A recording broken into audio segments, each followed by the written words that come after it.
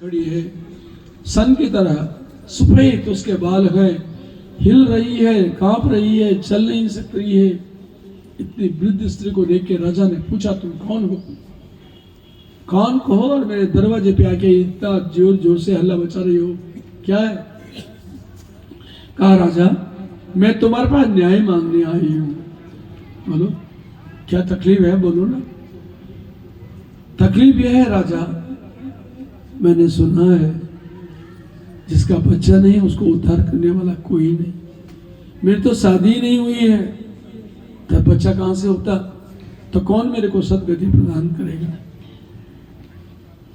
तो उन्होंने, राजा ध्रुव ने कहा, तो उसमें मेरा क्या दोष है? तुम्हारी शादी नहीं हुई या नहीं बनी या नहीं करते हो, प्रभु को अपना पुत्र मान लो, वही उद्धार करेंगे। औरत कहने लगी, तुम कैसे आदमी हो? मैं तुम्हारे पास आई हूं, अपने राजा के पास में न्याय मांगने आई हूं और तुम उल्टा मेरा न्याय बना रहे हो। अरे बोलो सही, क्या तकलीफ है? वो औरत कहती है, धर्मशास्त्र लिखते हैं कि जिसका विवाह ना हो, राजा को चाहिए उसके साथ विवाह कर ले। तुम्हारी बहुत सारी रानियां हैं, मेरे साथ विवाह कर लो, मुझे संस्कार दे दो ताकि मेरे को परम गति हो। राजा ने बोला, तुम्हारा दिमाग खराब हो रखा है क्या? अपनी उम्र देखो, मेरी उम्र देखो, चले जाओ यहाँ से। तो वो औरत कहती है, मेरी उम्र क्या देखना, ज़्यादा नहीं है, खाली 36,000 वर्ष की उम्र है। बोले 36,000 वर्ष की आयु में तू विवाह करने की आई? ये विवाह के लिए नहीं आई है, ये स्वयं मृत्यु खड़ी है मेरे सामने, जो स्त्री का वेश बना के आई है।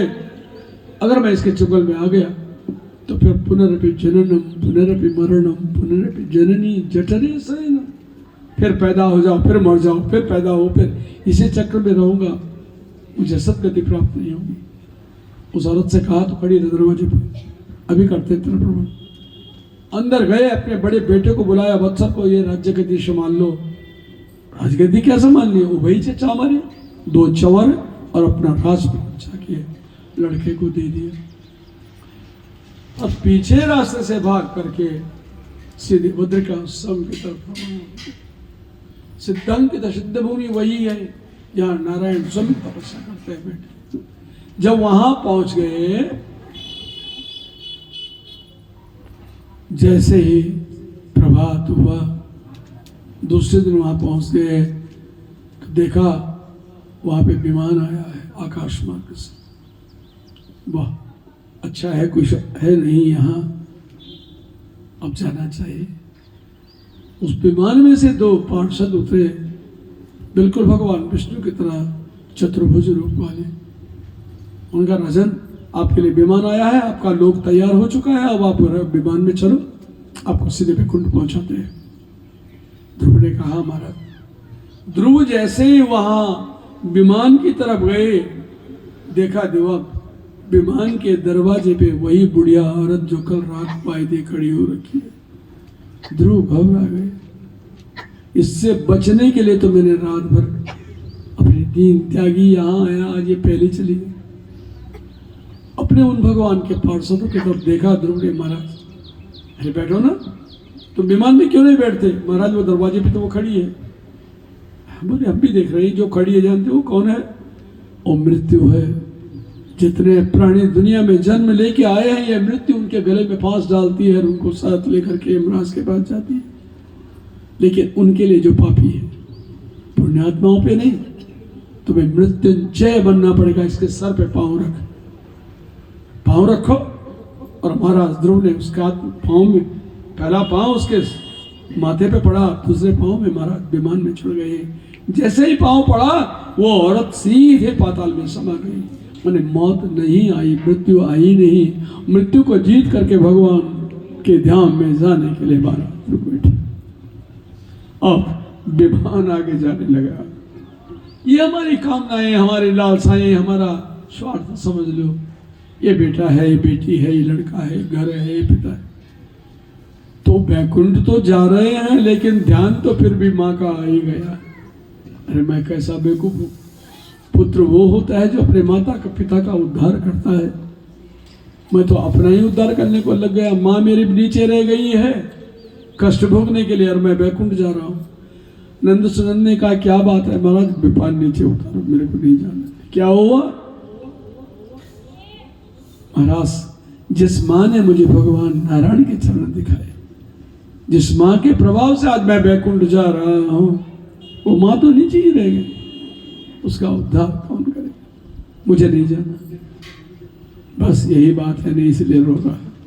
वहां देख, आगे देख, पुरा याने न गच्छति, तू तेरे विमान से पहले एक ऐसा विमान आया जो तेरी माँ को वैकुंठ ले गया। बोल कृष्ण चंद्र भगवान की।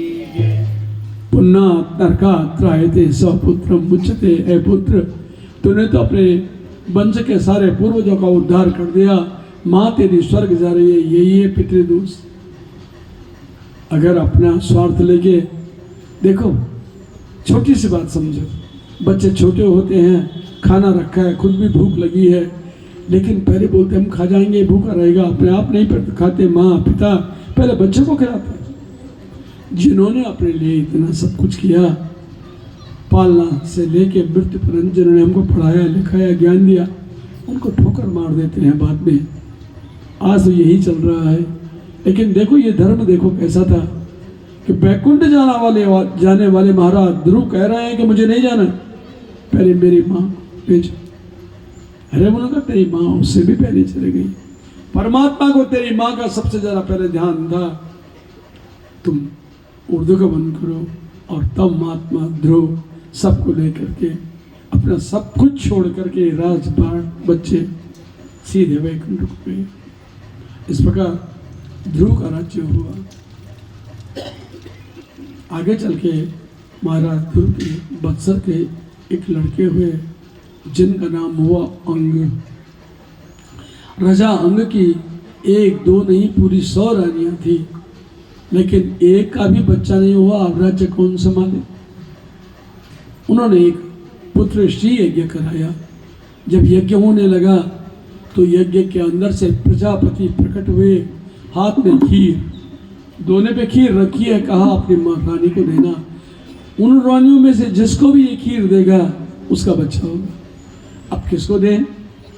राजा ने उठा करके, हाँ, प्रजापति कहने लगे एक बात ध्यान रखना, मृत्यु से जिसका संबंध हो, काल से जिसका संबंध हो, उसको मत देना। उसे क्या पता? उन्होंने अपनी बड़ी रानी सुनीता नाम था दे दिया। उससे पापी बेन का जन्म हुआ। राजा बेन ने बोल दिया कोई मंदिर नहीं जाएगा, कोई देवालय ही नहीं जाएगा, सबका मंदिरों को तोड़ दो, गायों को मार दो।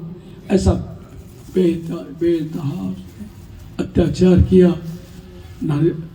एकदम सप्तऋषियों को उसने ऐसा ही कुछ बोल दिया। तब सप्तऋषियों ने हुंकार भरी और ऊपर से गिरा बेन, वो मर गया। जब वो मरा, अब राजा कोई नहीं, तब सप्तऋषि ने उसका मंथन किया। पांव से एक बच्चा निकला। उस बच्चे का नाम, वो बोलता है मां ऋषिता है। मैं कौन हूं और कहां जाऊं? ब्राह्मणों ने कहा ये मरीचि थे, अत्रि थे, अंगिरा थे, पुलस्त्य, पुलह थे, भृगु थे, वशिष्ठ थे, दक्ष और नारद थे। उन्होंने कहा कहीं नहीं जाओ, यहीं बैठो। तुमने निषेध पहले ही बोला, इसलिए तुम्हारे नाम, तुम्हारे जात का नाम ही निषाद पड़ेगा। ये भील जिन्हें कहते हैं, ये बेन के पांव से जन्म लेकर आते हैं। अब दोबारा फिर मंथन हुआ तो शरीर के 2 भाग हुए। वहाँ से पृथु का जन्म हुआ और अर्ची का जन्म हुआ। ये उनके पाँव के नीचे कल भी बताया था, देखना चाहिए तो दिखाई दिया। ध्वजा के चिन्ह, जौ के चिन्ह, कमल के चिन्ह, मंदिर के चिन्ह, चक्र के चिन्ह, ऐसे चिन्ह दोनों के लगे। फिर उन दोनों का विवाह हुआ। ये वंश चलता गया आगे को। आगे महाराज पृथु के ये भगवान के 9वें अवतार हुए। सारा समय जो था इसी प्रकार उनका चला गया। और महाराज ध्रुव का जब वंश समाप्त हुआ तो प्रियव्रत ने राजगद्दी संभाली। बड़े भाई ने प्रियव्रत के आगृत नाम के पुत्र हुए। उनके 9 बेटे हुए, जिनके नाम से 9 खंड पृथ्वी बनी। उस वंश में आगे चल करके उसी पृथु वंश का तो अभी मिट गया था। ऋषभ देव हुए, भगवान के 8वें अवतार थे। हमारे बोलते हैं जैनी लोग जो बोलते हैं, जैन लोग उनको अपना इष्ट मानते हैं ऋषभदेव को। तो भगवान ऋषभदेव ने जैन धर्म चलाया था। ऋषभदेव के 100 पुत्र थे।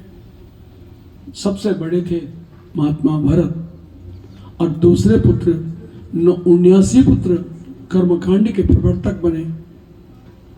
उनमें से कवि हरि अंतरिक्ष पिपलायन और चमस जो थे 9 खंड पृथ्वी के राजा बने।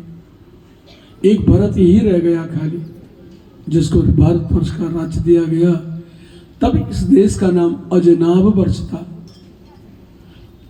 महाराज के नाम से भरत खंड पड़ा और दुष्यंत पुत्र भरत के नाम से का नाम भारतवर्ष पड़ा, ऐसा नाम बताते हैं। ऋषभदेव ने अपने बच्चों को अच्छी शिक्षा दी।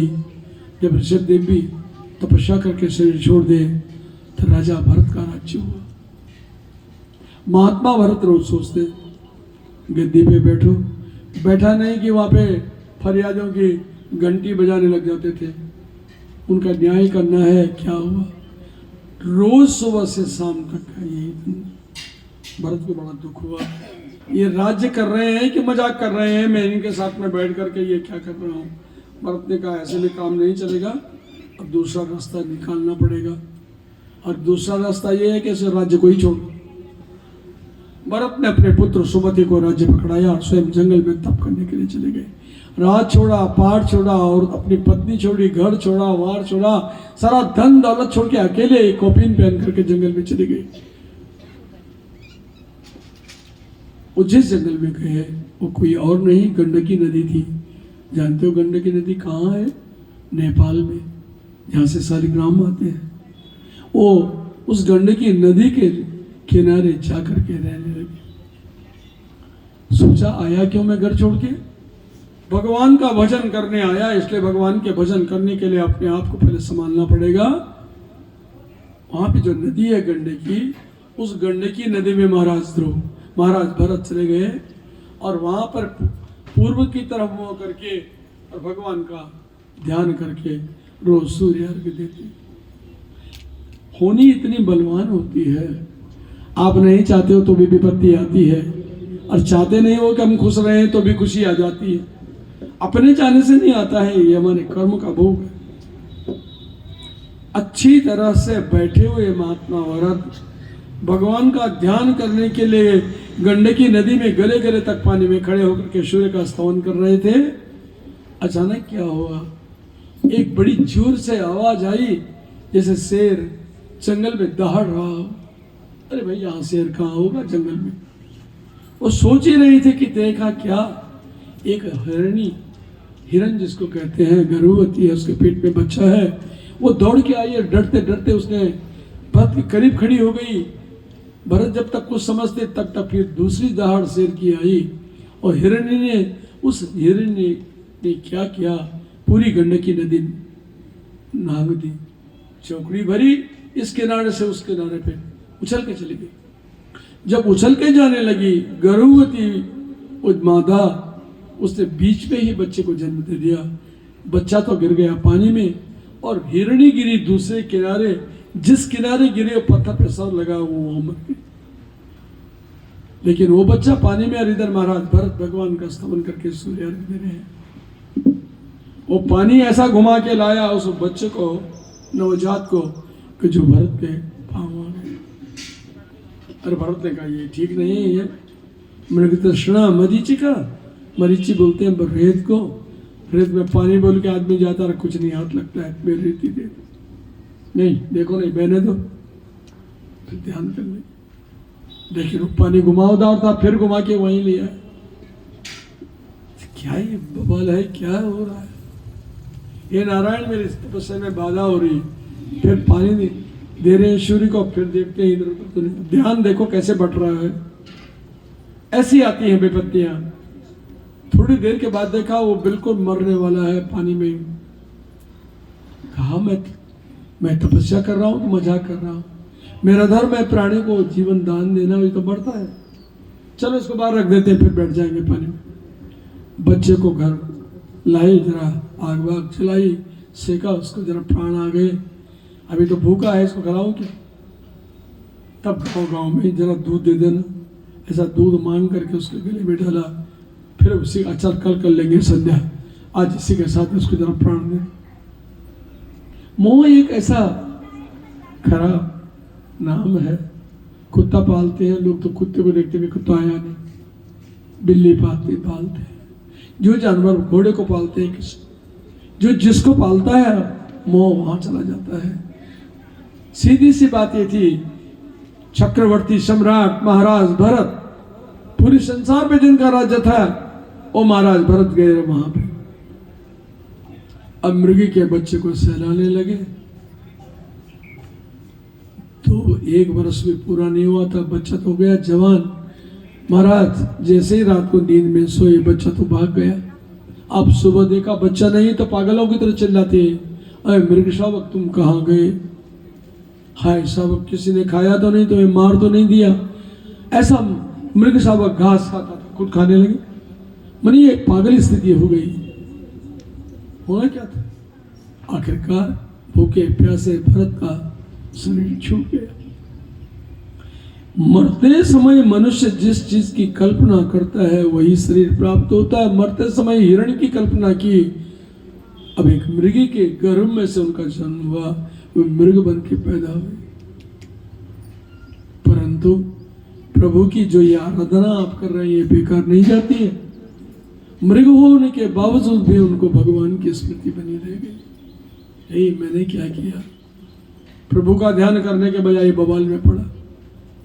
ये मृग शरीर कैसे छूटेगा? हे परमात्मा, एक बार मनुष्य का शरीर दे दे, दोबारा कभी ऐसा गलत नहीं होगा। और फिर मृग के पीछे पागल होने वाले भरत बस एक जगह पे रहे। और याद आया 7 अव्याध थे जो जानवरों का शिकार करते थे। और लिखा है सप्तव्याधा दशारणेषु मृगे कालंजरी गिरहु। कालंजर परपत्ते बोलो, व्याधों ने अपना शरीर छोड़ा और वो ब्राह्मण बन के पैदा हुए। मुझे भी वही जाना चाहिए। और कालंजर परपत्ते जो बैठे फिर खाना नहीं पीना नहीं सोए नहीं, वही प्राण छूट गए। स्मृति अंत में भगवान की थी, इसलिए एक ब्राह्मण के घर में उनका जन्म हुआ। और ब्राह्मण के 8 बेटे पहले थे, ये 9वें बेटे की तरफ पैदा हुआ, दरिद्र ब्राह्मण के घर में हुआ। और इत्तेफाक से नाम भी भरत ही पड़ गया। भरत जो थे अपने ध्यान मग्न हो करके सब पूजा वूजा में लग करके काम करते, पर रहते जपाट, बोलते किसी से कुछ नहीं, ऐसा लगता कोई पागल बैठा है। जब ऐसी स्थिति आती है तो क्या करना है? भाइयों ने बोला बाबा माता पिता तो रहे नहीं, इसको कौन खिलाएगा? इसको सबने एक निर्णय किया भाइयों ने कि इसको किसी किसान के पास छोड़ दो, जिसकी खेती बाड़ी हो, चौकीदारी भी करेगा और खाना भी खाएगा। एक किसान के पास छोड़ दिया। अब जब उनके पास छोड़ा तो किसान ने क्या किया, जा करके बड़ी तन्मयता से उसको एक मंच बना दिया। तो क्या 4 टाइम तुम भोजन कर ले, पर देखना यहाँ कहीं गाय बकरा ना है, हमारे खेत का नुकसान न करे, जंगली जानवर आते हैं। बोलते नहीं थे, मौन धारण क्या, पूरा ज्ञान। अब पागल नहीं, पागल बन गए जानबूझ के, ताकि कोई मुझे छेड़े नहीं, मेरे ध्यान में विघ्न ना आए। कुछ नहीं बोला, उस मंच पे बैठ गए, रात भर चौकीदारी करना। एक दिन रात को कोई जानवर, बहुत सारे जानवर आ गए, उन्होंने आने दिया। कहा तो प्रभु के अंश हैं, भगवान इनमें है। चुपचाप बैठ गए।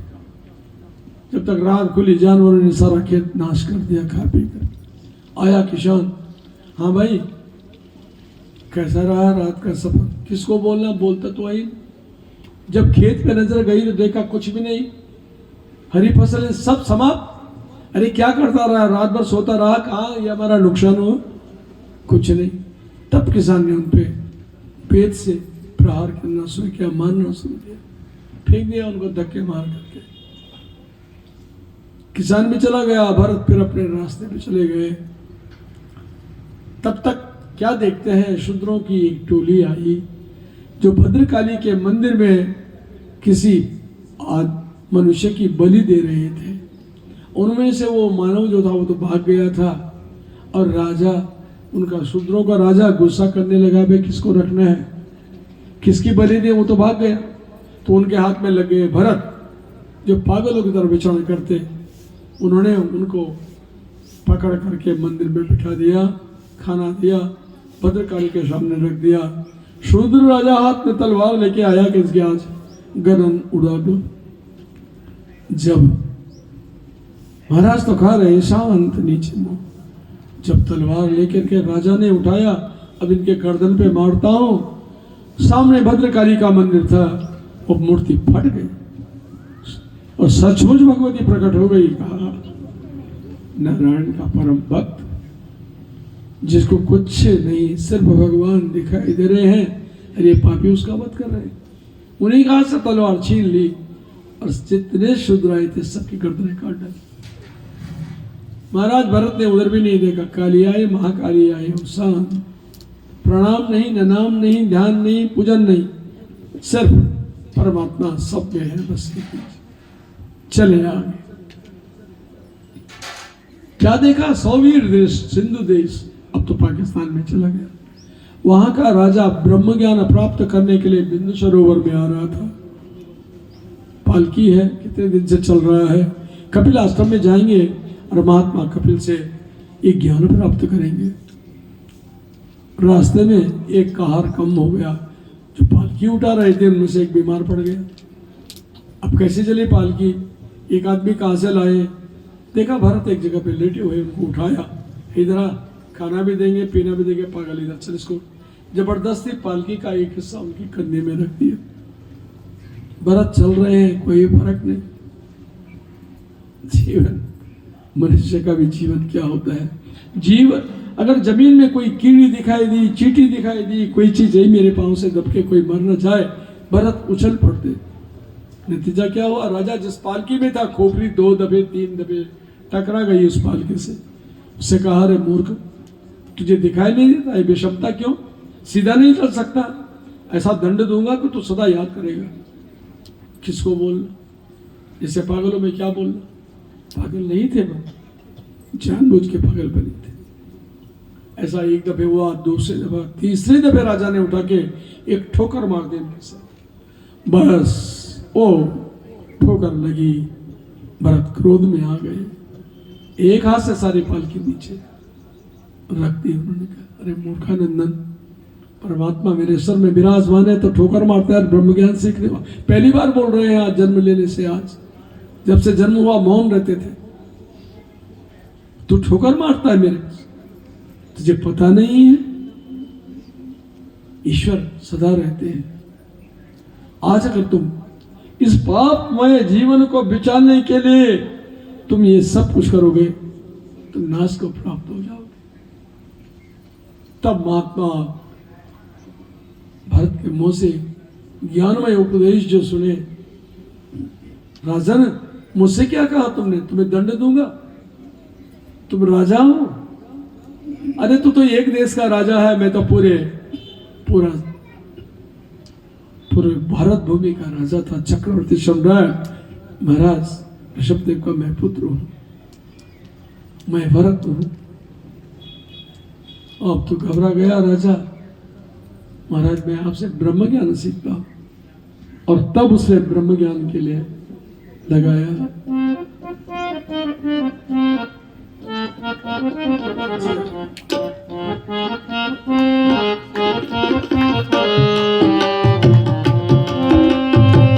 राम के बिना श्री घनश्याम के बिना, राम के बिना श्री घनश्याम के बिना, जल जाए जीवा पापिनी राम के बिना, जल जाए जीवा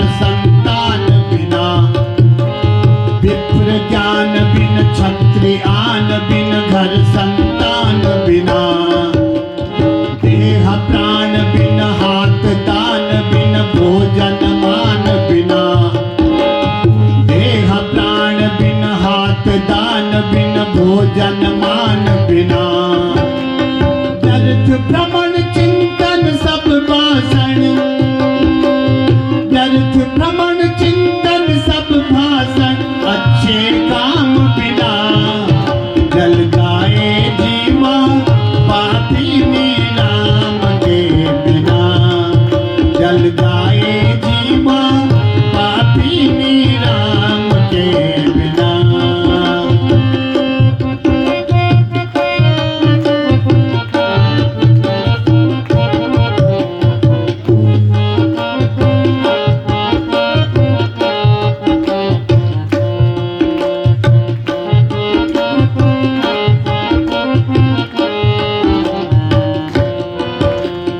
प्रियाकंत बिन मठ महंत बिन ऋतु बसंत बिना, प्रियाकंत बिन मठ महंत बिन ऋतु बसंत बिना, आदि अंत बिन हस्ति दंत बिन रागी पंत बिना, आदि अंत बिन हस्ति दंत बिन रागी पंत बिना, मोर कयूं बेकार नाचना, मोर कयूं बेकार नाचना, मैं घन श्याम बिना, जल जाए जीवा पापी राम के बिना, जल जाए जीवा पापी राम के बिना।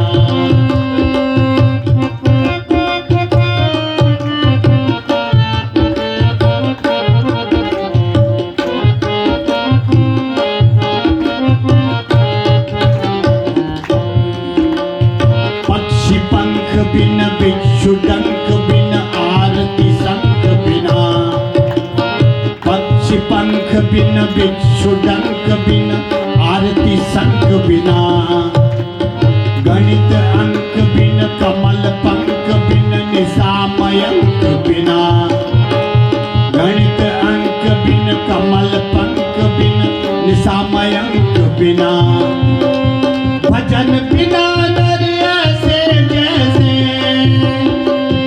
भजन बिना नर ऐसे जैसे, अश्व लगाम बिना, जल जाए जीवा पापी राम के बिना, जल जाए जीवा पापी राम के बिना।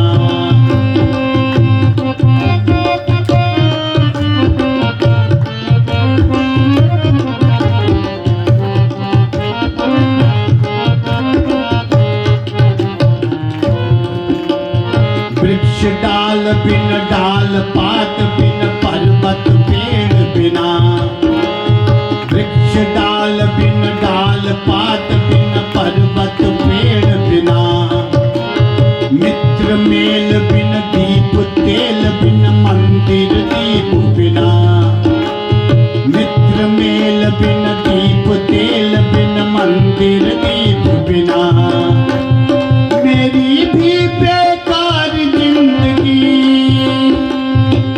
मेरी भी बेकार जिंदगी, रघुबर नाम बिना, जल जाए जीवा पापी राम के बिना, जल जाए जीवा पापी राम के बिना।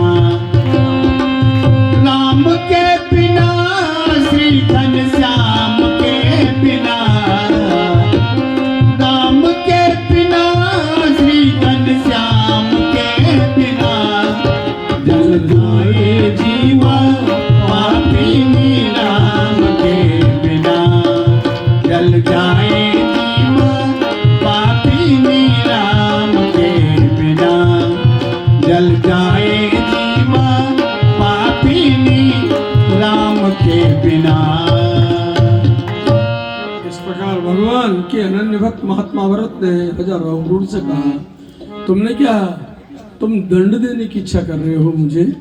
दो दंड दो। किसको दंड दो? राजा एक बात बताओ,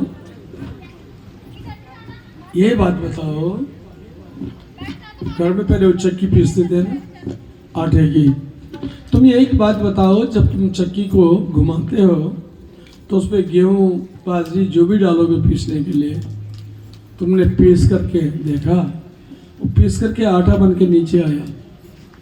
तो ये बताओ, तुम जब उस आटे को पीस लेते हो तो फिर अगर तुम आटे को उसी चक्की पे डालो फिर पीसो तो क्या आएगा? गेहूँ बन के आ जाएगा, आटा आटा ही आएगा।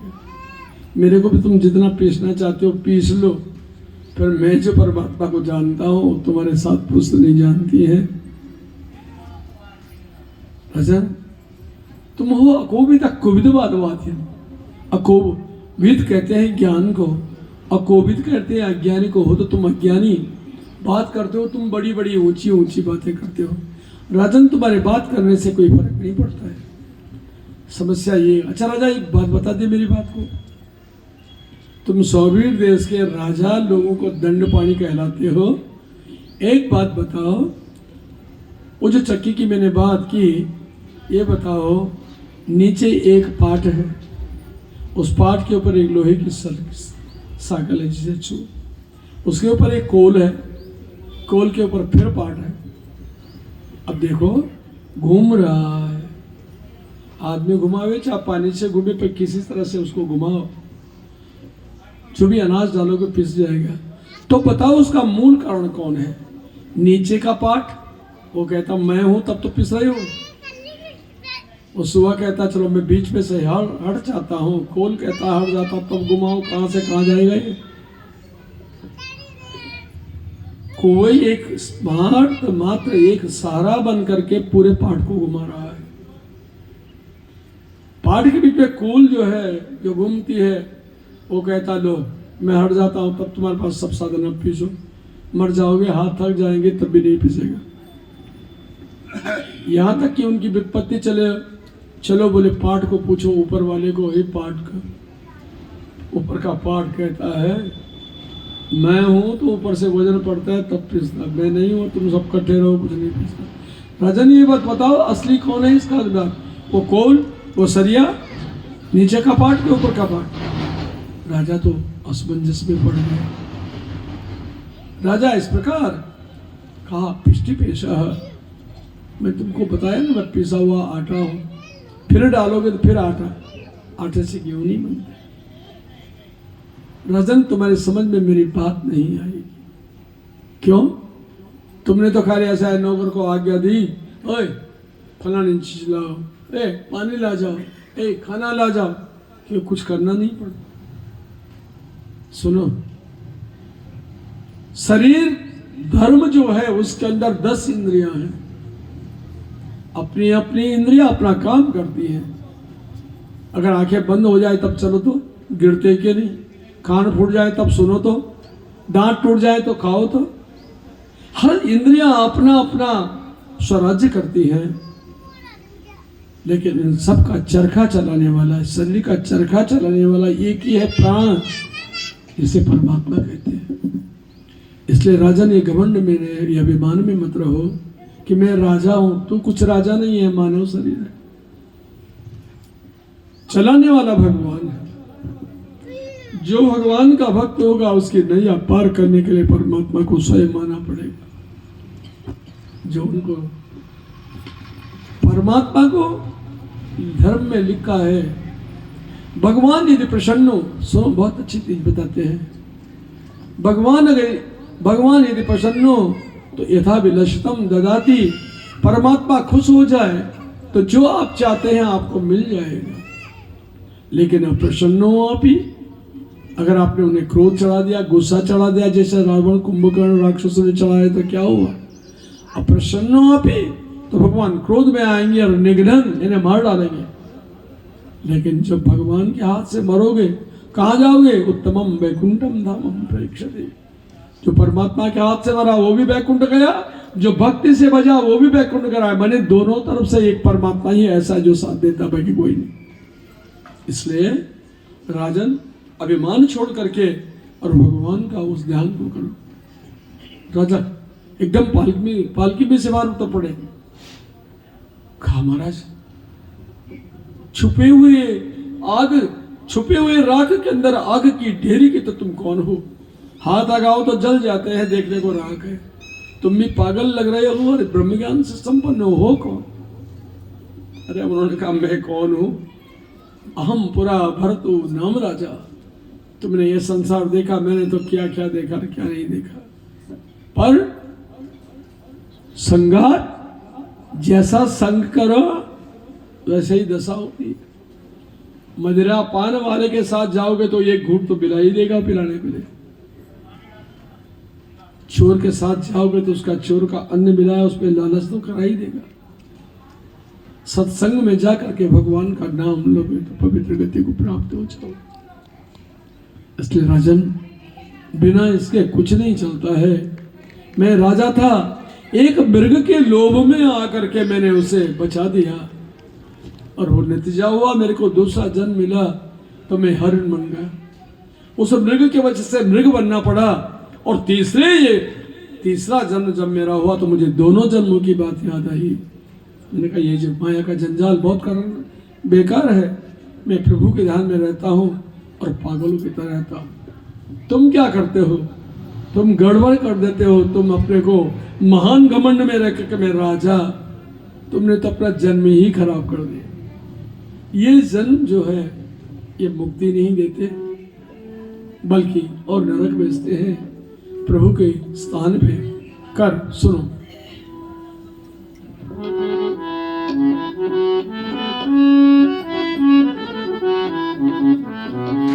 वाह बहुत बढ़िया। भजन बिना बाबरे तूने हीरा जन्म गवाया। भजन बिना बाबरे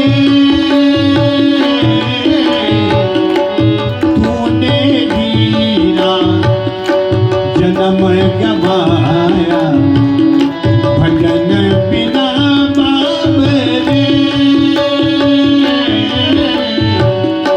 तूने हीरा जन्म गवाया। भजन बिना बाबरे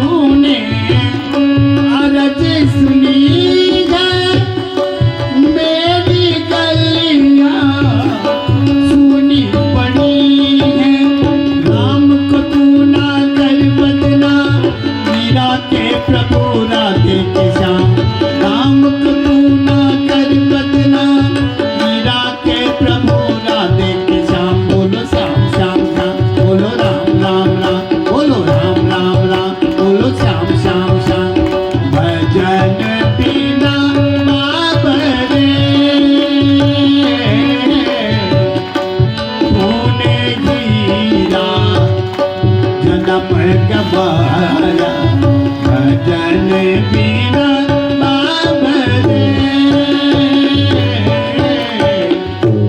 तूने हीरा जन्म गवाया भजन बिना बाबरे बाबरे बाबरे।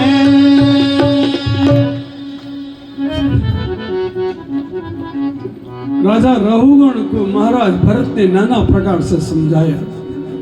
अभिमान नाश के लिए होता है और सम्मान उज्जवलता के लिए होता है। राजन, अपना अभिमान छोड़ो, मैं राजा था, तुम कुछ नहीं हो, तुम मानव हो, मनुष्य हो। मनुष्य की तरह मनुष्य का मान सम्मान करना सीखो, कल्याण हो जाएगा। तब जब अपना परिचय दे दिया, उनको ब्रह्म ज्ञान दे दिया, तब जाके भरत के सामने वो दंडवत प्रणाम करने के लिए झुक गए। और झुकने के बाद महाराज ने कहा, उन्होंने कहा, जीवन क्या चीज है? अहो निर्जन्मा किल जन्म शुभनम,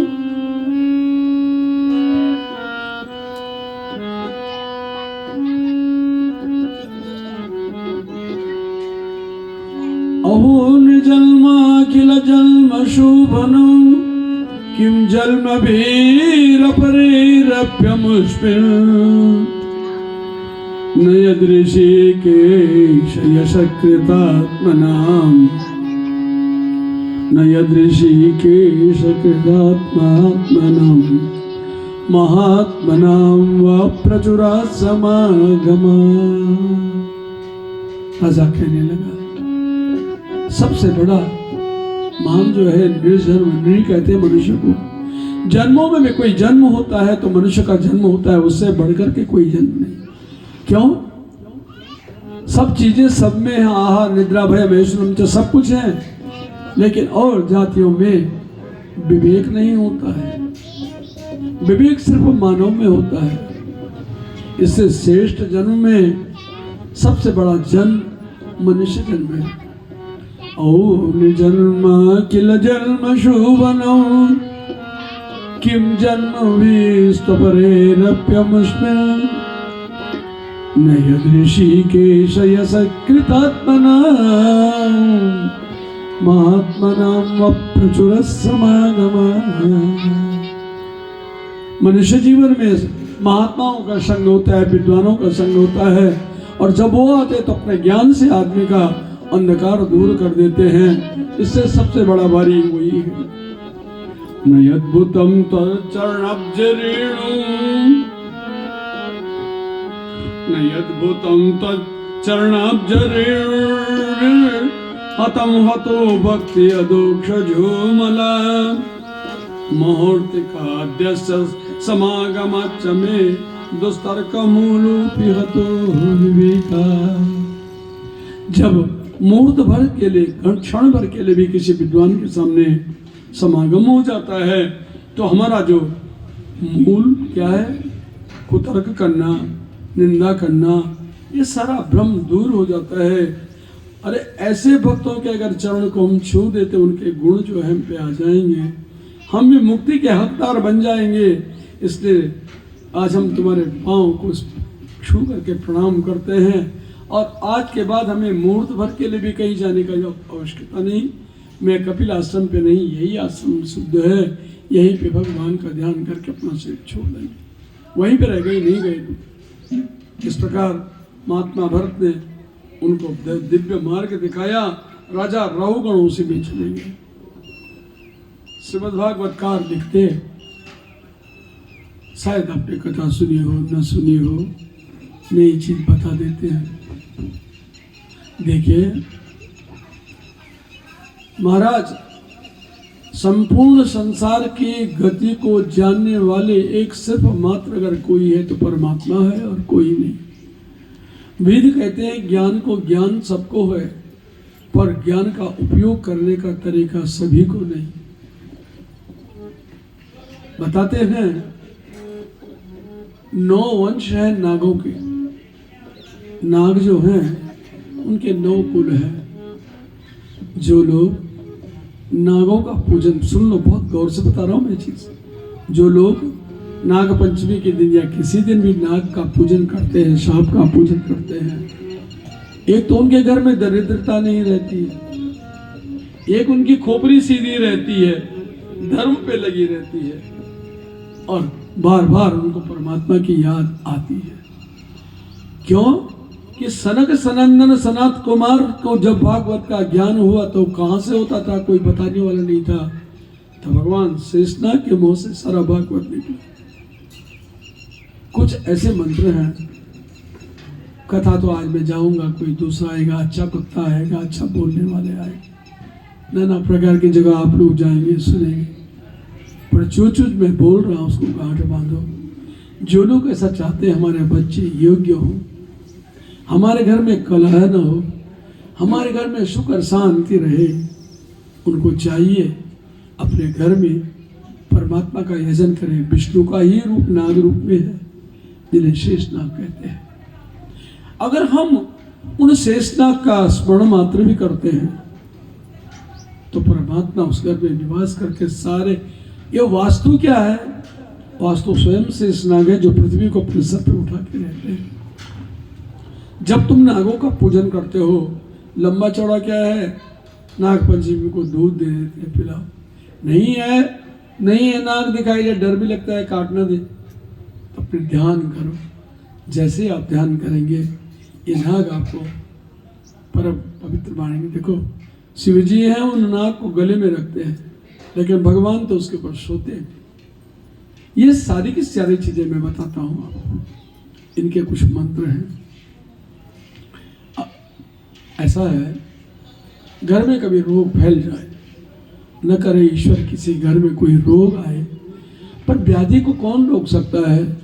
कुछ उम्र दराज होने की निकलता है, कोई जवानी में आ जाता है, तो कौन सा ऐसा डॉक्टर है जो ठीक कर दे? डॉक्टर भी तो नहीं रहता है दुनिया में, उसको भी तो शरीर छोड़ना पड़ता है।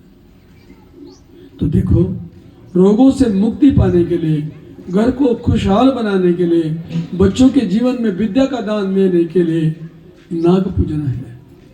कुछ नहीं है तो भगवान का पूजन कर सकते हैं, उनका ध्यान है। श्रीमद् भागवत के पंचम स्कंद का जो 25वां अध्याय है और छठे स्कंद का जो 17वां अध्याय है, वो नाग के बारे में है। मैं 2-4 श्लोक सुना देता हूँ, ज्यादा नहीं सुनाते, उनके मंत्र हैं। मंत्र है तो लंबा, पर जो आ जाए दिमाग में तो बहुत बढ़िया। मंत्र धीरे धीरे आप याद करेंगे। मैं कहीं कथा करने गया, बोल गुरुजी हमारे लिख दो, तो एक को तो लिखो, 100 को कहीं कैसे लिखना है, लंबा भी तो मंत्र है। इसलिए एक मोबाइल पे फोटो छाप लो और कर लो, तो देखो मंत्र ही है। सुबह में उठ करके जब आप पूजन करते हैं, नहीं तो नागराजाय नमः बोल सकते हो, तब नहीं आता। अच्छा मंत्र आ गया तो ये है, अरे शांति रहो बच्चों, तुम्हें मैं पिघला दूंगा, चुप रहो। देखो ये मंत्र है भगवान का। ओम नमो भगवते महापुरुषाय महानुभावाय महाविभूतिपते सकल शास्त्रत परिबिण निकर कर कमल कुडमुलोप लालित चरणा रविंद युगल परम परमेष्टि नमस्ते। 52 स्कंद जैसे महामृत्युंजय है, ऐसे इससे विद्या की प्राप्ति होती है, आदमी ज्ञानवान बनता है।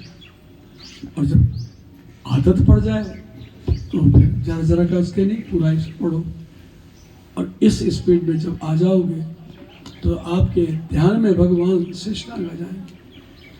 ओम नमो भगवते महापुरुषाय महानुभावाय महाविभूतिपतये।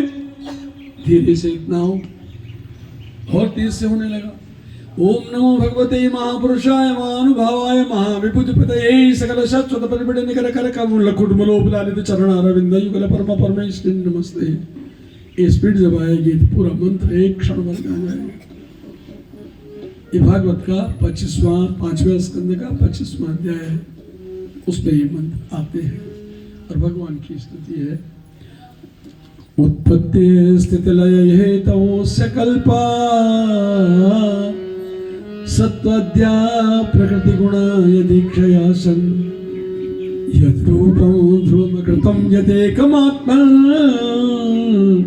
नानाधात् कथमुपभेदितस्य वर्त्मा मूर्तिं नः पुरकृपया बवार चत्वं संशुद्धं सत्सद्विभाति यत्र यखिलां मृगपतिराददेन वाद्या मादातुं सुमनसिदारवीर्य यन्नाम स्तुतिमनुकीर्तयेदकस्मात् आर्तो वा यदि वा प्रलम्बनोदा अन्त्यं वा सपदनिर्णयम् अशेषमन्यं कंसेशात् भगवद् आश्रयेण मुमुक्षु मूर्धन्यर्पितमनुबत सहस्रमूर्धनो भूगोलो सगिरिसरित् समुद्रशत्वम् अनन्त्यादिनिमितविक्रमस्य भुम्ना कोविड्यान्यनिगणयेत् सहस्रजुवा। ये मंत्र जो है 25वें अध्याय के हैं, रोज पढ़ोगे बहुत जल्दी विद्या का प्रकाश हो जाएगा।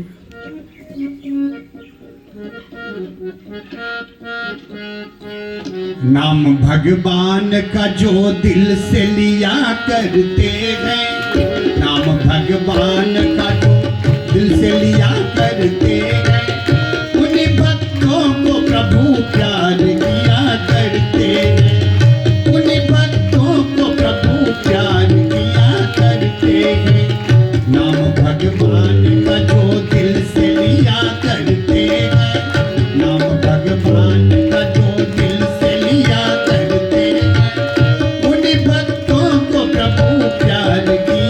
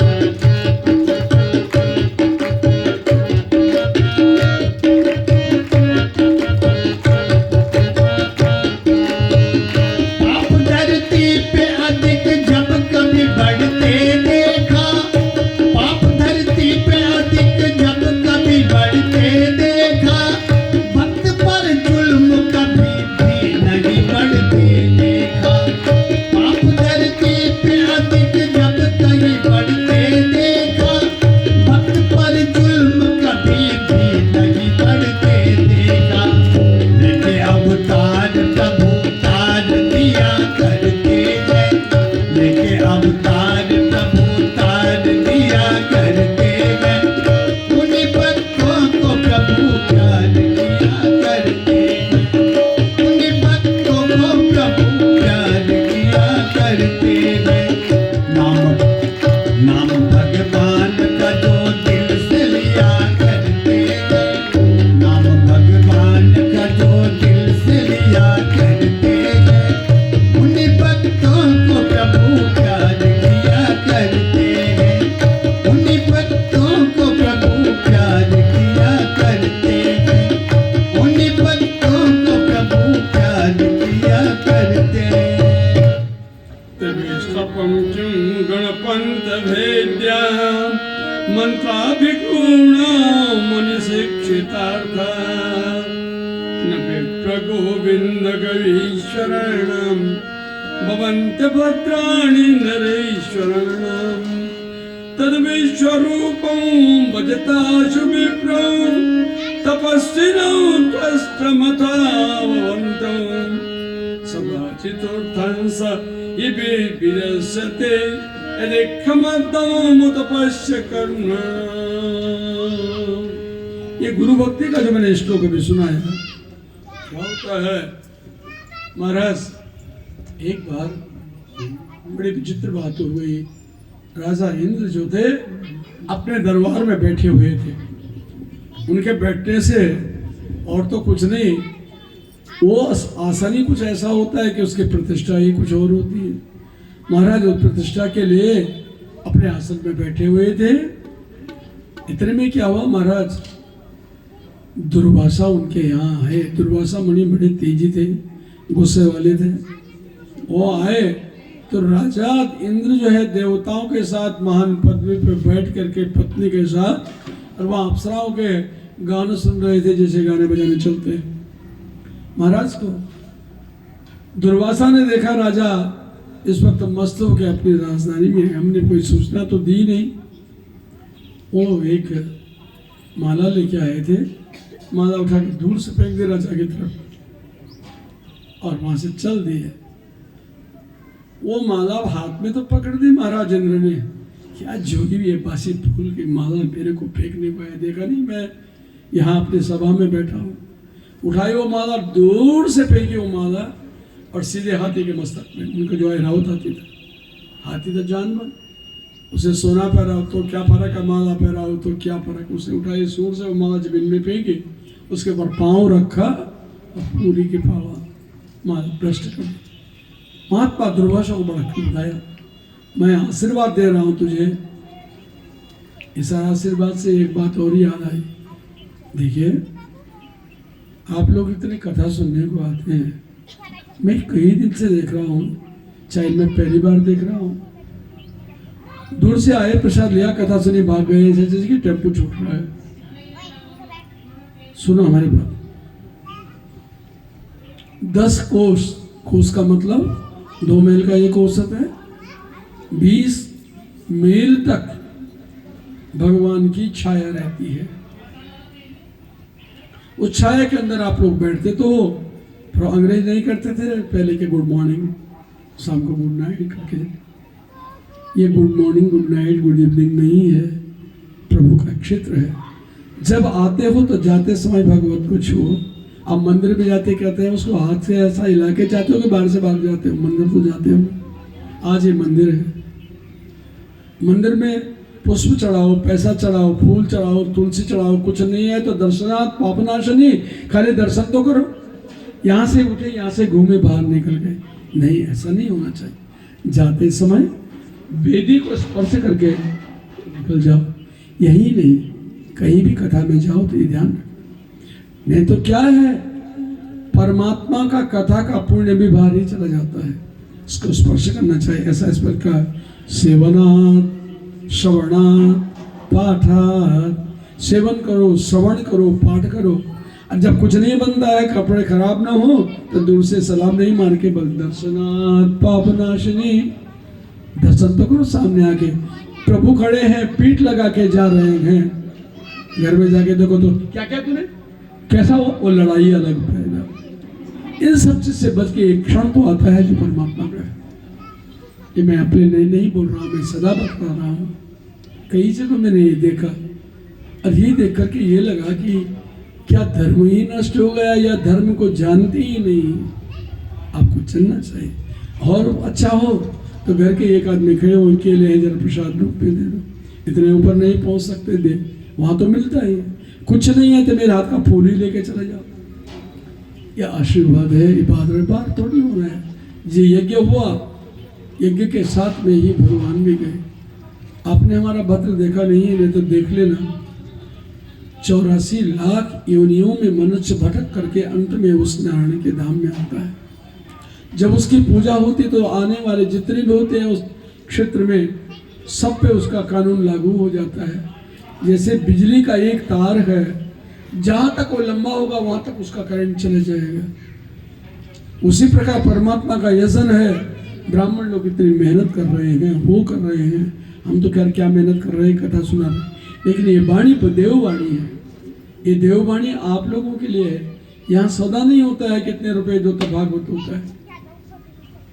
जो ये देववाणी को स्वीकार करेगा, प्रभु को प्रणाम करेगा, परमधाम अंत समय जब आएगा, ये छवि आपको तब दिखाई देगी। उद्धार होगा एक। ये प्रसाद जो आता है भगवान का है, पेट भर के तो घर में बन जाता है, लेकिन इतना सा प्रसाद जो है, इस श्रवणामृत जो है, पूरे जीवन को पवित्र कर देता है। ये मैं इसलिए बता रहा हूँ, इसमें बड़ा छोटा कुछ भी नहीं होता है, ये गुरु ज्ञान है। लोग दीक्षा लेते हैं तो एक मंत्र ले लेते हैं, ऐसे उसमें ज्ञान की वृद्धि हो जाती है। बिना दीक्षा के आधा अधूरा रह जाता है मानव जीवन। ये सारी चीज़ें सीखनी चाहिए, देखनी चाहिए। हम उपदेशक नहीं, कोई वो नहीं कि अपने डिनर आप बैठ रहे हैं, लेकिन प्रेमवश बता रहा हूँ कि ये चीज़ें हैं। हम तो कल चले जाएंगे, परसों से फिर दूसरा कहीं और होगा, आप जाएंगे। इन चीज़ों का ध्यान रखें।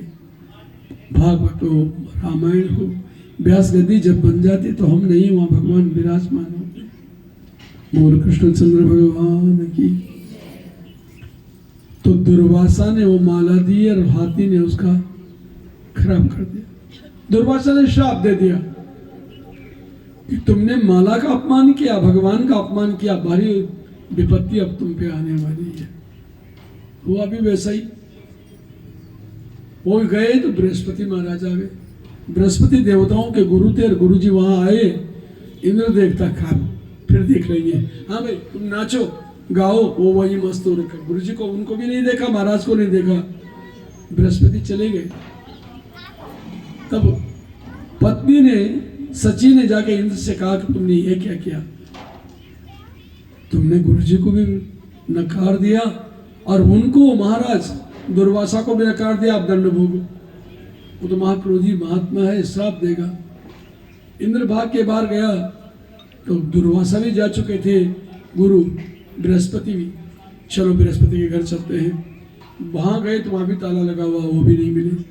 तब इंद्र जाके ब्रह्मा जी के पास गया और उनसे कहा महाराज हमसे गलती हो गई। ब्रह्मा जी ने बहुत झाड़ दिया उसको, बहुत बोल दिया। मूर्ख को कहेगा, तेरे को इंद्र पद दिया, तू मान सम्मान भूल गया बड़ों का।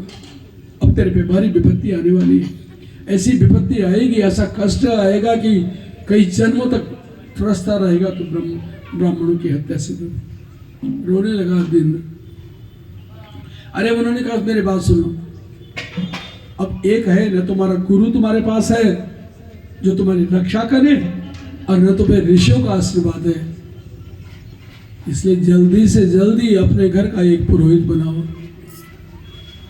पुरोहित का मतलब जो दैनिक तुम्हारी पूजा कराए, दो रोज तुम्हारे लिए कुछ मंगल आशीर्वाद दे, ताकि तुम अब त्वष्टा जो महात्मा थे उनके पुत्र का नाम था विश्वरूप।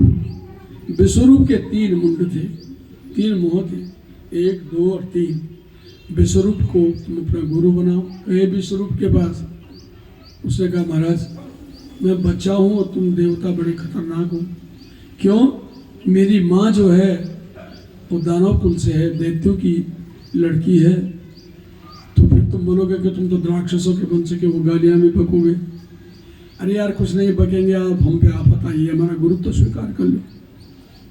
लिखा इसमें गया है, न गर्जन्ति ह्यर्थेषु यवस अंग्रि विवादनम छन्नभ्यो अन्यत्र ब्रह्मन् नयो ज्येष्ठस्य कारणम। बढ़ाओ ना नहीं मेरे से, उन्हें बड़ा तो गुरु बनाओ, बड़ा छोटे का सवाल नहीं, ज्ञान ही होना चाहिए, वही गुरु बन जाता है। चलो दीक्षा ले ली विश्वरूप की। अब जब उनको गुरुजी बनाया, पूजा वूजा कराने लगे। मानो एक ही जैसा रोज नहीं रहता। अभी आप खुश हो, थोड़ी देर में गुस्सा आ जाओगे, शाम को और कुछ चीज में मन लग जाए। एक आदमी का चंचल प्रवृत्ति होती है। इंद्रादि देवताओं ने ऐसे गुरु तो बना दिया, पर उसकी भी आदत थी, क्योंकि दानवों का था भाणजा, और रात इंद्र उसको अमृत पीने को देता था, सभी को अमृत बांटा जाता था। तो देव विश्वरूप को भी दिया गया। विश्वरूप क्या करे, वो अमृत तो अपने घर पहुंचा दे, माता को, पिता को, गुरुजनों को, और वो आदत पड़ी है जो रात को दारू पीने की, उस दारू को पिए। किसी ने बता दिया इंद्र को, तुमने जिसको गुरु बनाया मदिरा पान करता है और अमृत पीता नहीं, घर बेचता है। गुस्से में आकर इंद्र ने उसके तलवार से तीनों मुंड काट डाले। तीनों मुंड काटे तो वो ब्रह्महत्या बन गई, और ब्रह्महत्या उसको खाने को दौड़ी। अब इंद्र जहां भागे, ब्रह्महत्या उसको नहीं छोड़े। बदबू उसके मुंह से आ रही मीन की, मछलियों की, और वो उसको खाने को दौड़ी। आखिरकार इंद्र जो है एक कमल के सरोवर में कूद गया। सरोवर अंदर कमल को फाड़ के उसके अंदर सूक्ष्म रूप बनाया और वहां चला गया। ब्रह्महत्या बाहर बैठे नहीं, जब तू बाहर आएगा मैं तेरे को आ जाऊंगा। क्या करें, बहुत परेशानी हुई। आखिर एक वर्ष तक परेशान रहा। एक वर्ष के बाद बृहस्पति लौट के आए, तो ब्रह्मा जी ने समझाया, बृहस्पति से कहा ऐसे मां क्षमा कर। तब उन्होंने वाल्मीकि रामायण में 2 पर्वतों का वर्णन आता है। ताड़िका वध के लिए मलय और दुर्धर नाम के वो पर्वत हुए। क्या हुआ मलय दुर्धर, बताते हैं इंद्र को जब साल भर के बाद अभिवृत स्नान कराया गया तो वो सारा पाप वो पर्वती बन गए उसके मेट से। इतनी बड़ी भयंकर ब्रह्महत्या थी। खैर इधर वो विश्वरूप के पिता को पता चला, मेरे लड़के को ले गए, अपना गुरुजी बनाया, मतलब निकल गया। हाँ, अब देवताओं ने विश्वरूप से ये कहा कि महाराज कोई ऐसा मंत्र दो जो सबकी रक्षा हो। तो श्रीमद् भागवत के 8वें स्कंद में, हाँ 6ठे स्कंद में 8वां अध्याय है जो नारायण कवच है। हरे अर्पितध्यान मम सर्व रक्षा न सक्र, ये उसका, अगर नारायण कवच का गुरुजी पाठ करते हैं तो सारा शरीर लोहे का बन जाता है, कुछ भी असर नहीं पड़ता है कि कोई उस पर गोली भी मार दे तो नहीं पड़े। ऐसा नारायण कवच भागवतकार ने बताया, इंद्र को सिखाया गया। इधर इंद्र ने नारायण कवच का पाठ तो कर दिया और उधर उसको मार डाला। तो उसके पिता को बहुत बुरा लगा। उसने कहा मेरे बेटे को पहले पुरोहित बनाए फिर मार दिया, अब तेरे लिए मैं दूसरा रास्ता करता हूँ। उस वक्त उन्होंने एक यज्ञ किया और उसमें कहा है इंद्र शत्रु जल्दी पैदा हो, तूने इंद्र का विनाश करना है। आहुतियां जब पड़ने लगी, धुएं, भयंकर आवाज आई इंद्र उसके हवन कुंड से, और एक राक्षस उस कुंड से पैदा हुआ। उसने महाराज त्वष्टा की परिक्रमा की, कहा मैं कौन हूँ और क्या करूँ। उन्होंने कहा तूने वृत्त बने गोलाकार परिक्रमा की, तेरा नाम वृत्राज शुरू होगा, तुम पे अद्वितीय शक्तियां तेरे पास होगी। तेरा भाई एक ही काम है, इंद्र को किसी सूरत से जीवित नहीं रखना, तुझे युद्ध करना है। हो गया। इधर भगवान आशीर्वाद प्राप्त करने के लिए देवताओं ने जब वृत्तासुर को देखा तो वो जब चलता था तो पूरी इंद्रपुरी हिलने लगी। देवता पत्थर मारने लगे, ये फरसे फेंकने लगे, अरे उन्होंने कहा देवताओं क्यों मेरे पे अपने परसे फेंक रहे हो, क्यों तलवारें फेंक रहे हो, मैं सबको खा जाऊंगा, मेरे को बहुत भयंकर भूख लगी है, तुमने मेरा कुछ बिगाड़ा नहीं, तुम क्यों आ रहे हो, मुझे खाली इंद्र से काम है, जिसने मेरे भाई को मारा, मैं उसी के पास जाता हूँ। क्या करें, देवता विष्णु भगवान के पास जाने के लिए सारे देवता इकट्ठे हुए। तो भगवान विष्णु ने देवताओं से कहा तुम दधीची के हड्डियां मांग लो, उसका वज्र बनेगा और सारे देवता उसमें अपना अंशदान करेंगे। फिर विश्वरूप के मरने के बाद उन्होंने भगवान नारायण के कहने पर दधीची महाराज को कहा, दधीची ने अपना शरीर त्याग दिया। वो जो हड्डियां थी उनसे 8 धार वाला वज्र बना, इंद्र उसको लेकर के आज रणभूमि में आए। बड़े अच्छे श्लोक है पर टाइम भी डर लगता है, बोलेंगे तुम्हें देर कर दें, 5 बजे फिर चलो ठीक बता दे। इधर जब वो आया इंद्र तो भगवान की वो स्तुति करता है। देखा इंद्र के हाथ में वज्र है, वृत्रासुर कहने लगा अरे इंद्र तो युद्ध करने आया है, कब मैं जानता हूं तेरे हाथ में दधीची महाराज का हड्डियों से बना हुआ वज्र है और इस वज्र के अंदर सारे देवता बैठ गए हैं और हमारे इष्ट जिनका मैं पूजन करता हूं वो भी इसके अंदर छुप के बैठे हुए और पीछे बैठे हुए हैं।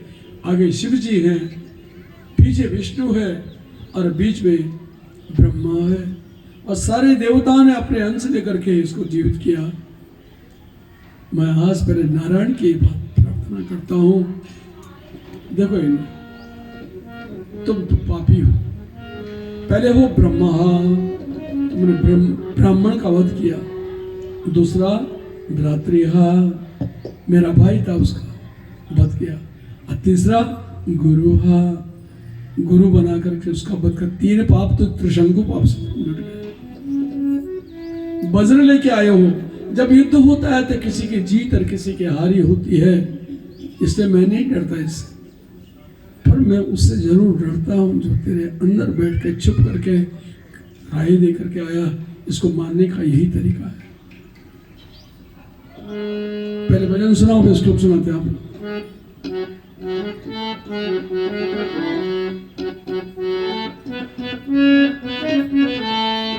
जय हो।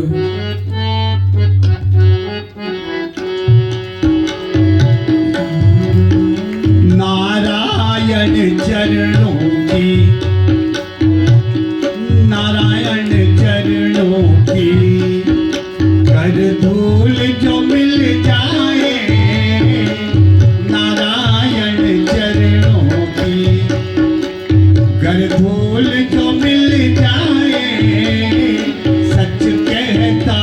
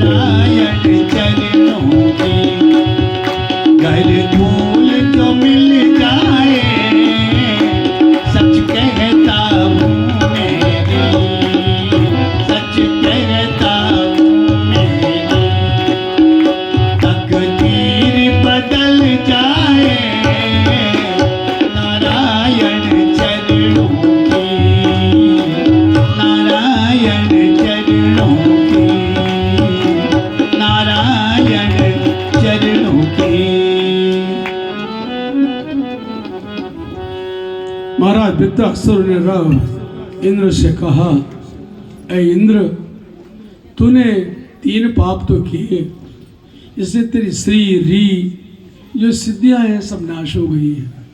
तो खाली शरीर लेके वज्र लेके आया है, ले युद्ध करने की इच्छा है तो बाहर आ जा। वज्र लेके जैसे ही इंद्र बाहर आया, कहने लगे कभी हार होती है कभी जीत होती है, इसलिए मुझे इसका कोई दुख नहीं है। और मैं जानता हूँ तेरे हाथ में जो वज्र है इसमें समस्त देवताओं ने अपनी अपनी शक्तियाँ प्रदान की है।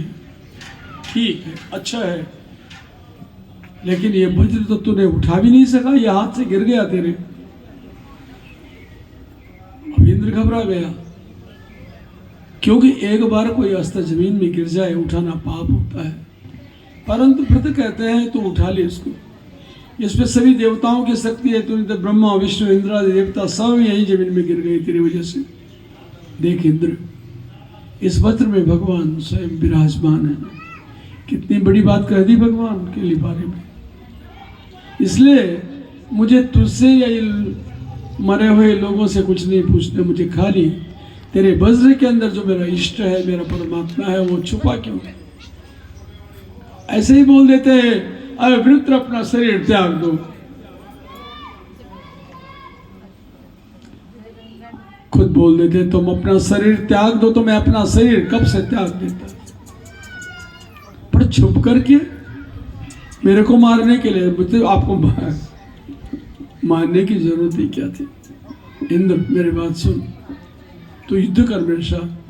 अगर मैं तेरे हाथ से मर गया तो सुन, मैं इतना विशाल शरीर बनाऊंगा, स्वर्ग मर्द पाताल तक मेरा शरीर रहेगा, बरसों तक जीव जंतु मेरे मांस को खाएंगे, और मरने से पहले ही मैं अपने शरीर से अपने प्राणों को निकाल करके स्वयं भगवान शंकर शनि शेषनाग के चरणों में डाल दूंगा। ये तो है मेरी। और जो तू मेरे हाथ से मर गया तो स्वर्ग का राज्य मेरा होगा और तू नरक जाएगा, क्योंकि तूने ब्रह्म हत्या की है। पर एक क्षण के लिए जरा रुक जा। और उसने दोनों घुटने उठा करके महाराज वृत्रासुर ने जमीन में ठुके, टेक दे यार, भगवान की प्रार्थना करता है। 2 श्लोक हैं, वो ही बोलेंगे, ज्यादा नहीं। बड़ा दीन भाव से परमात्मा को पुकारा।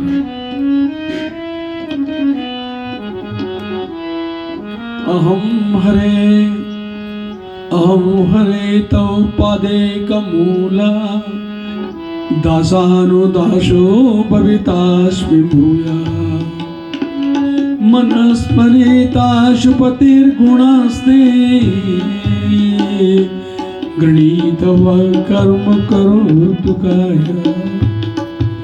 अजातपक्षा इव मातरं खगा, स्तन्यं यथा वत्सतरा क्षुधार्था।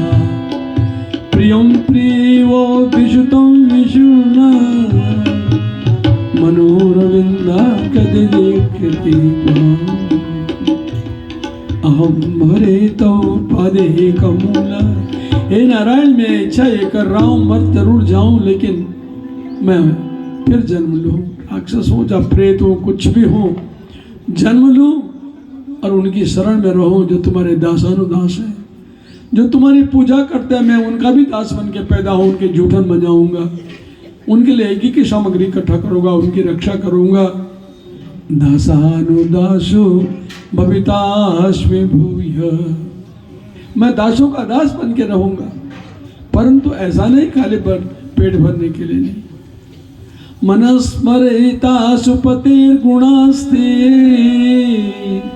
मन हमेशा ते गुणा, तुम्हारे जो गुण है उनका बखान करते ही रहे। मन वहारे मनस्मरेता सुपतिर्गुणास्ते, अगणितवा।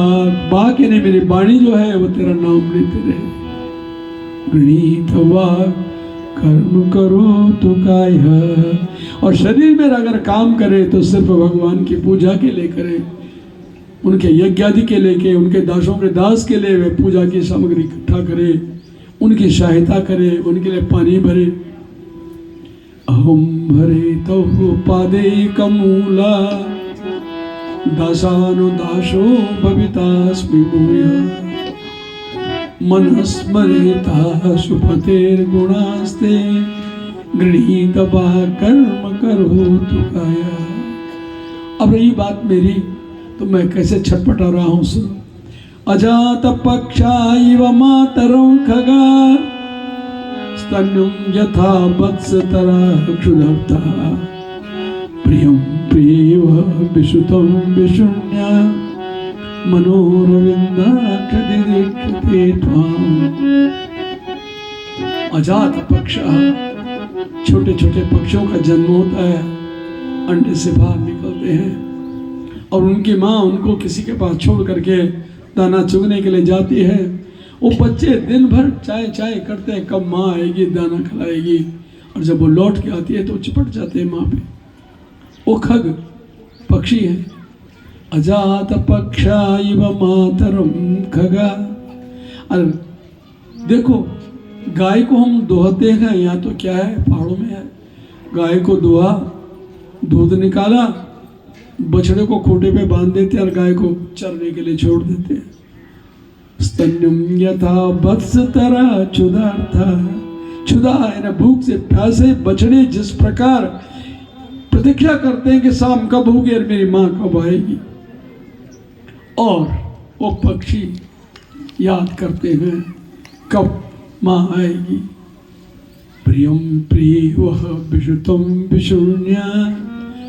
किसी लड़की का शादी हो गई, कल फौज में रहता है पतिदेव, उसको कल ही ऑर्डर आ गया यहाँ आ जाओ, वो उनको छोड़ के चला गया, न जाने कब छुट्टियां मिलेंगी और कब घर आएंगे। तो प्रियम प्रिय वह पत्नी अपने पति की प्रतीक्षा करती है कब लौटेगी। खाने पे मन नहीं, पीने पे मन नहीं, सोने पे मन नहीं, ऐश्वर्य पे मन नहीं, सिर्फ ये है वो जिंदा रहे, सुखी रहे, आजा। प्रियम प्रिय वह, जैसे प्रिया अपने पति को याद करती है, बछड़ा अपनी माँ को याद करता है और पक्षी अपनी माँ को याद करते हैं। प्रियम प्रिय वह विचुतम विशुन्या। ऐसे ही मनोरविंदाक्षते दीक्षते त्वाम। ए कमल नयन, मेरा हृदय भी तुम्हें ऐसे ही याद करता है। भाई ऐसा बोल करके प्रार्थना भगवान के करके वृत्तासुर एकदम पलट पड़ा। ऐसे राक्षसी शरीर तो हुआ था और इसके बाद भयंकर युद्ध हुआ। इंद्र के सारे अस्त्र शस्त्र बेकार हो गए इंद्र। तो फिर वृत्तासुर ने कहा नो बेलिकम, अरे लज्जित मत हो जा, उठा शस्त्र मार, वज्र मेरे हाथ में मार दे। इंद्र ने फिर वज्र से उसके दोनों हाथ काटे। कहा वृत्त, ऐसी माती जिसकी भगवान में एकाग्र है, उसे कौन मार सकता है? कोई नहीं मार सकता, मैं भी नहीं मार सकता। इसलिए वृत्र तू अब चला जा। बोले कहाँ चला जा? तेरे लिए तो मेरे पाँव ही काफी हैं, जब मेरे पाँव के नीचे आएगा तेरी गर्दन अलग कर दूंगा। बड़ी शरीर बना दिया। अरे उठा वज्र, तब जा करके इंद्र ने उसके दोनों पाँव भी काट दिए। अब खाली शरीर ही शरीर रह गया। कहा वृत्र अब तो शांत हो जा। अरे बोले अब क्या है? सुनो इंद्र, आयु, कीर्ति और यश कभी नहीं चाहते आदमी, हम कोई और अचानक आ जाता है। और कभी बार बार याद करते हैं कि आज 50 रुपए होते तो बच्चे की फीस देते या खाना लाते, मर जाता पर पैसे नहीं आते। तो ये सारी की चीजें, इनका अवलंबन परमात्मा पे है। उस भगवान का भोग जो करते हो वही तुम्हें प्राप्त होता है। मृत्यु का वर्ण तो कर लिया, लेकिन मृत्यु के वर्ण के समय में मैंने एक ही चीज मांगी है, परमात्मा मेरा हो जाए। इसलिए तो इस वज्र को उठा, मेरे साथ युद्ध कर। पर कैसे युद्ध कर? अब तो तेरे न पाँव है न हाथ है, दौड़ेगा कैसे? अरे तेरे जैसे इंद्र के लिए तो मेरा मोह ही काफी है। पूत्वा हनु, हनु कहते हैं ठोड़ी को जमीन में लगाया, एक ऊंट जमीन में और दूसरा ऊंट स्वर्ग में। एक सांस खींची, इंद्र को ऐरावत हाथी के साथ ने अपने पेट में डाल दिया। हाहाकार मच गया। अरे वृत्त ने इंद्र को मार डाला।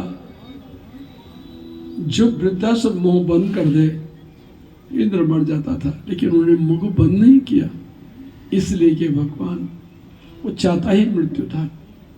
इंद्र ने नारायण कवच का ज्ञान था, नारायण कवच का पहले पाठ कर लिया था, पेट फाड़ के बाहर निकल गया। उसी वक्त एक दिव्य ज्योति महाराज वृत्र के शरीर से निकली और वैकुंठ में चली गई। बोल श्री कृष्णचंद्र भगवान की जय। वृत्तासुर को पवित्र गति प्राप्त हो गई। फिर ब्रह्मा हत्या इंद्र पे रही। इंद्र कमल के नाग में जाकर के छुप गए।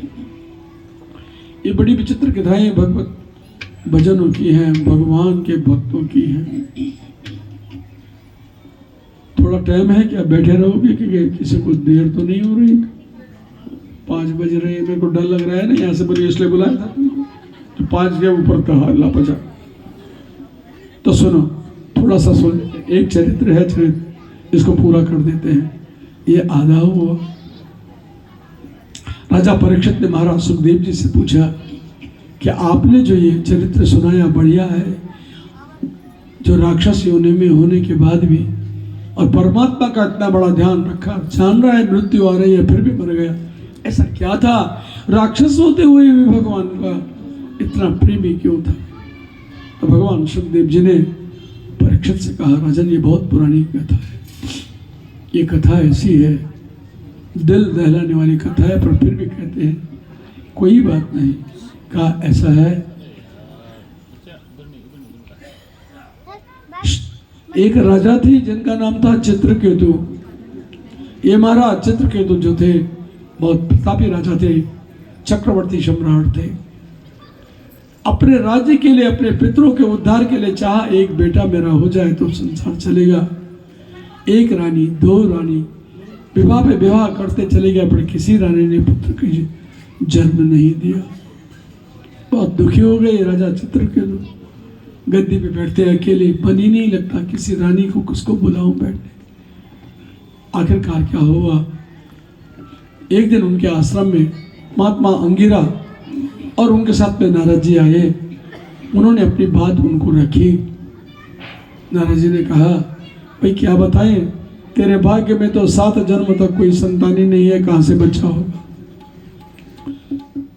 राजा चित्रकेतु ने कहा, फिर तुम जो 2 सन्न मुसन्नों की तरह खूब मोटे ताजे खाली ब्राह्मणों को घंटी लाने के लिए आते हो यहाँ पे, कोई ज्ञान से नहीं बोल सकते हो तुम यहाँ पे कि हमको क्या करना चाहिए, कोई काम करने का बात बताओ। आशीर्वाद दो नहीं तो प्राण छोड़ते हैं। अच्छा भाई ठीक है, हम ये फल देते हैं, अपनी एक किसी भी रानी को दोगे तो एक बेटा हो जाएगा, सुख दुख का भोग तुम दो। फल उठा के दे दिया, चले गए अंगिरा और महाराज नारद जी। फल दिया, अब सोचने लगे राजा 100 रानियों में किसको दें?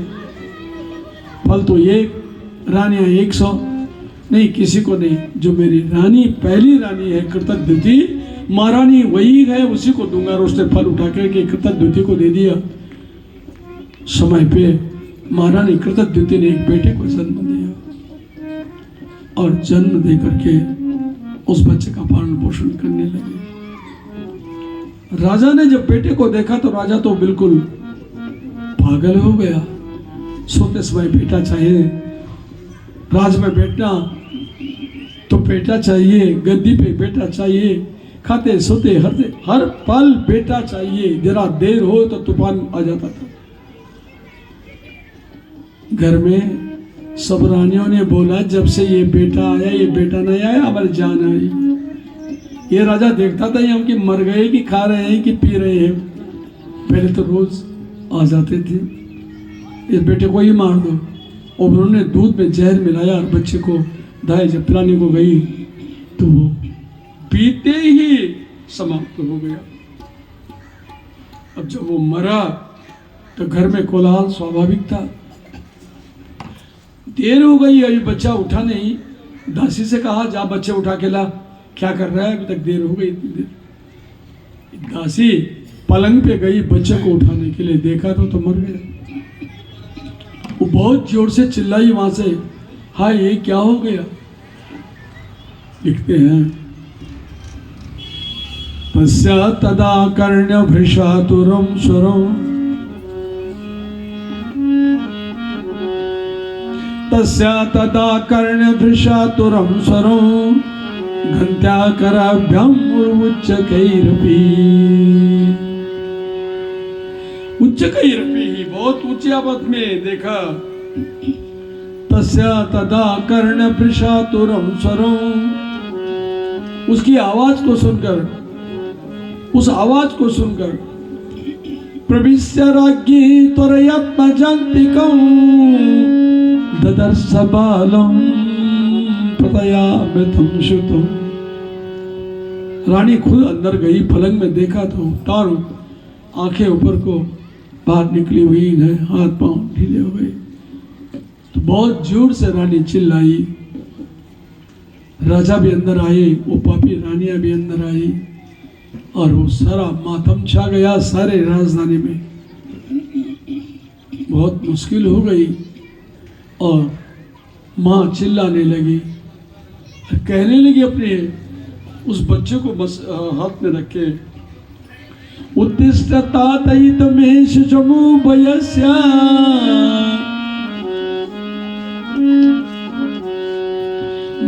उत्तिष्ठतातयितमेष चमूभयस्या त्वमाहयन्ति नृपनन्दनि वच्च शृणु सुप्तश्चिरं यसनया च मया प्रणीतो भुक्तस्तनो पिबसु च हरणस्वकनाम् अरे पुत्र खड़े उठो बहुत देर हो गई तेरे साथी आ गए हैं तुमने तो भी न दूध पिया न खाना खाया उठ अब इतने देर सोते नहीं हम राजा लोग हैं अरे ऐसा बोलते हैं कि वो लोग राजाओं के घर में जब तक उठाया नहीं जाता तब तक कोई उठते नहीं तो तेरी माँ ही तेरे को उठा रही है तू उठ जा पुत्र न हम मैं जब तक तेरी आवाज न सुनूं पागल रहूंगी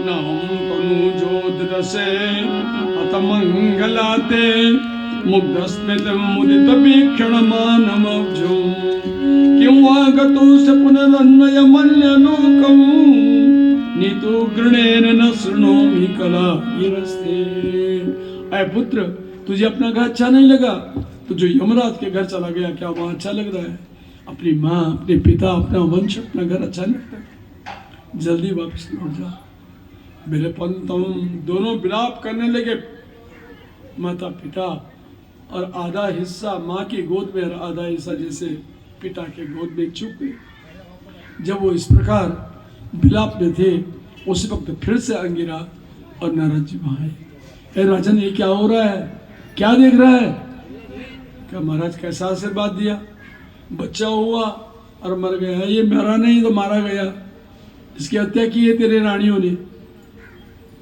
और राजा क्रोध में अरे छोड़ अब क्रोध हो इसका इतना ही जीवन था पैदा होना कुछ दिन रहना और चले जाना रो कर नहीं महाराज हम तो अपना सर फोड़ते हैं तो प्राण देते हैं तुमने ऐसा बच्चा दिया ही क्यों जो हमको दुख का कारण महाराज नारद ने कहा मैंने पहले ही कह दिया था ये भाग्य में तुम्हारे 6 जन्म तक संतान नहीं तुमने जबरदस्ती कहा चुप परमात्मा दे नहीं रहा उसको तुमने प्राप्त करने का प्रयत्न किया तो दुख नहीं होगा तो सब कहां से आएगा नहीं महाराज अब हम प्राण छोड़ते हैं हत्या तुम पे लगेगी तुमने बोला ही क्यों इसको जीवित करो जब दोनों पति पत्नियों ने महाराज नारद के लिए वो किया तो बच्चा हाथ रखते हैं बच्चे के सिर पे खड़ा उठ गया अरे पुत्र तू खाली हमको डरा रहा था तू तो जिंदा है अब जो गए दोनों बच्चे को खींचा और शरीर पे लगाए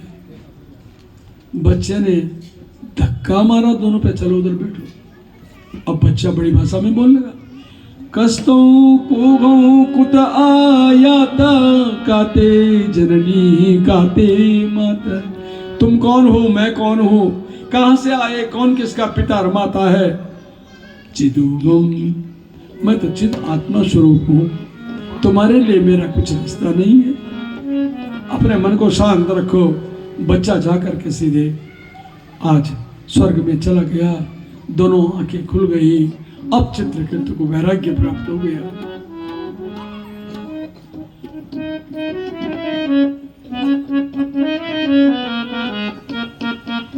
लिखे हो मन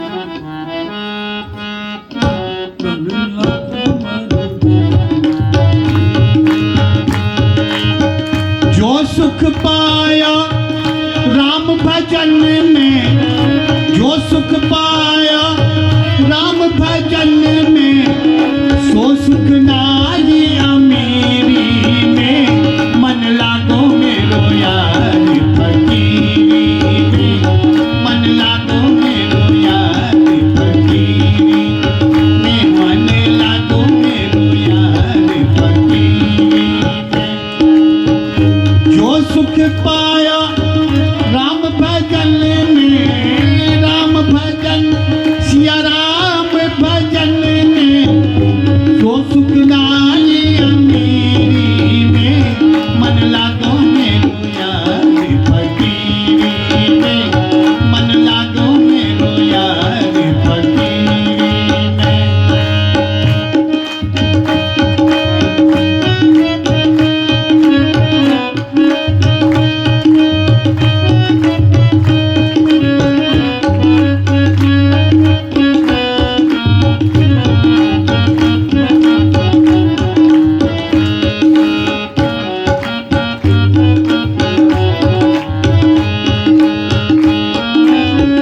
भला बुरा सबका सुन लीजिए, भला बुरा सबका सुन लीजिए, कर गुजरान गरीबी में। मन लागो मेरो यार फकीरी में, मन लागो मेरो यार फकीरी में। जो सुख पाया राम भजन में, जो सुख पाया राम भजन में, सो सुख नाई अमीरी में। मन लागो मेरो यार फकीरी में, मन लागो मेरो यार फकीरी में।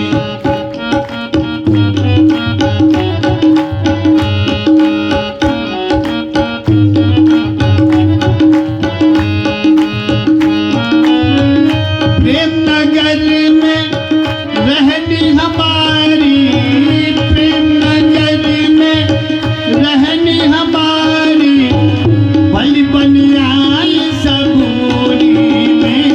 मन लागो मेरो यार फकीरी में, मन लागो मेरो यार फकीरी में।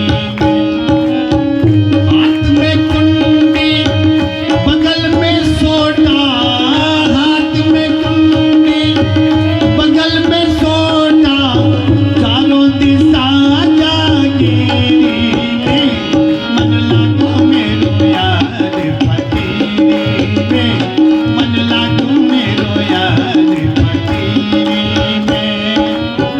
जो सुख पाया राम भजन में, जो सुख पाया राम भजन में, सो सुख नाई अमीरी में। मन लागो मेरो यार फकीरी में, मन लागो मेरो यार फकीरी में। आखिर ये तन खाक मिलेगा, आखिर ये तन खाक मिलेगा, क्यों फिरती मजरूरी में। मन लागो मेरो यार फकीरी में, मन लागो मेरो यार फकीरी में। कहत कबीर सुनो भाई साधो, कहत कबीर सुनो भाई साधो, साहब मिले सबूरी में। मन लागो मेरो यार फकीरी में, मन लागो मेरो यार फकीरी में।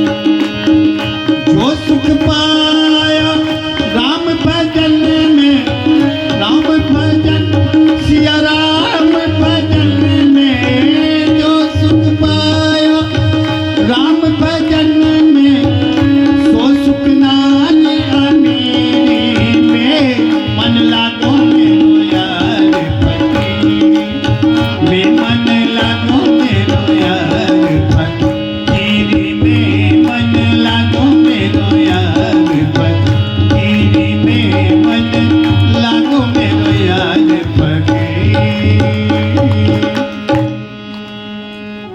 विशेष सूचना देता हूँ आपको। ये जो चल रहा है प्रसंग भागवत का, मैंने वो टीवी वाली कहानी वाली नचाने वाली भागवत नहीं की। ये ऐसी भागवत है जो मन लगा के करेगा उनको उनके पितरों के भगवान के दर्शन होंगे अवश्य। ये मुक्ति की भागवत है।